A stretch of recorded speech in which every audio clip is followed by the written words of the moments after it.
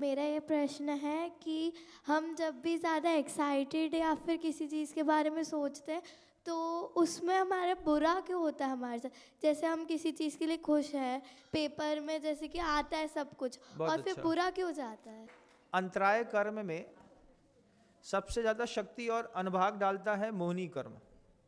सत्तड़ कोरा कोड़ी की तो उसकी स्थिति है ही, लेकिन जितना तीव्र राग करते हैं उतना तीव्र अंतराय कर्म का बंध होता है। ये चीज समझिएगा सभी लोग। किसी चीज से जितना चिपकने की कोशिश करोगे वो चीज तुमसे उतना भागेगी। मध्यस्थ बनो, नॉर्मल लाइफ जीने की कोशिश करो, बहुत अच्छा लगता है। बेटी पूछती है, अच्छा सोचते हैं, एंड टाइम में वो चीज हमारे हाथ से चली जाती है। तीव्र मोहिनी कर्म के उदय में अंतराय आता ही है। इसका एक उदाहरण दिखाता हूं। एक साधु परमेष्ठी थे, उनको बहुत तेज अंतराय आता था, तो उनसे जुड़े हुए 2 साधु परमेष्ठी और थे। वे प्रतिदिन उनके आहार कराने जाते और प्रतिदिन उनके जाने के बाद भी अंतराय आ जाता। जब 15 दिन तक लगातार अंतराय होता रहा, आचार्य श्री जी ने पूछा कि इतना अंतराय हो रहा है, कोई जाता नहीं है क्या? बोले जाते हैं, 2 महाराज जाते हैं, रोज जाते हैं। कौन जाता है? ये और ये जाते हैं। बोले ये तीनों तो एक साथ ही रहते हैं, इन दोनों को अलग कर दो, उसका आहार ठीक हो जाएगा। गुरुजी ने ऐसे ही बोला, उन दोनों को अलग कर दो, उसका आहार ठीक हो जाएगा। हम देख करके पीछे खड़े होकर के मुस्कुरा रहे थे, तो चार से ऐसे बोलते नम्र। हमने कहा जी।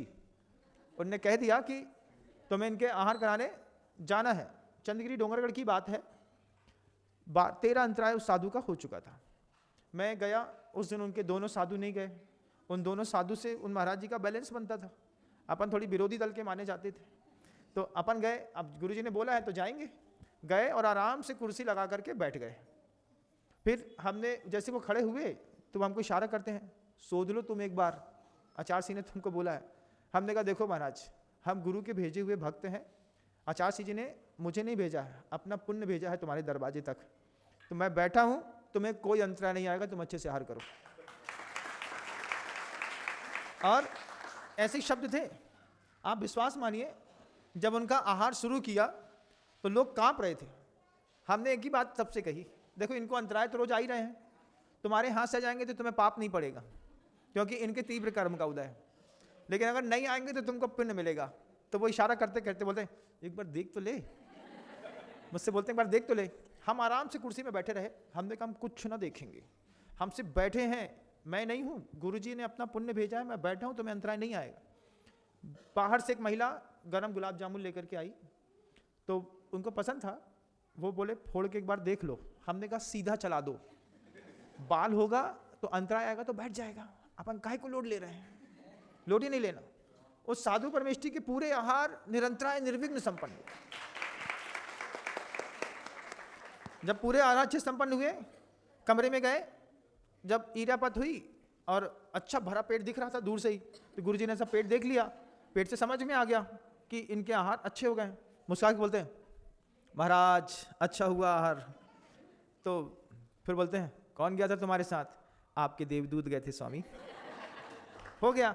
अब हमसे ये दिन, उस दिन पूरी चर्चा में दिन रहा उस दिन का, आज भी मैं जानता हूँ, याद करता हूँ कि उनने कहा कि ये वहाँ जाके बैठ गया, ये उठ करके इसने मेरा मुंह तक नहीं पूछा, ना इसने शोधन किया ना कुछ किया। हमने बस उनसे एक ही चीज़ कही, तुम्हारा जिन 2 लोगों से मोहिनी कर्म तीव्र था ना, ये तीव्र मोहिनी के चक्कर में तुम्हें अंतराय पड़ रहे थे। जैसे ही वो तीव्र मोहिनी गुरुजी ने अलग किया, हमारे तुम्हारे नॉर्मल संबंध है, हम गए तो ठीक, नहीं गए तो ठीक, तुम्हें कछु फर्क नहीं पड़े। तो जैसे ही मोहिनी की सत्ता कम हुई तो उदय में आई हुई चीज क्षोभ में बदली और तुम्हारे निरंतराय आहार हो गए। ऐसा होता है। इसलिए तीव्र मोहिनी के उदय में कभी कोई काम नहीं होते। सामान्य लोगों से काम हो जाता है, वीआईपी लोग फेल हो जाते हैं। इस बात का ध्यान रखिएगा कि जब कभी भी आपके किसी पोजीशन में अंतराय आ रहा है, उसमें मोहिनी कर्म काम करें।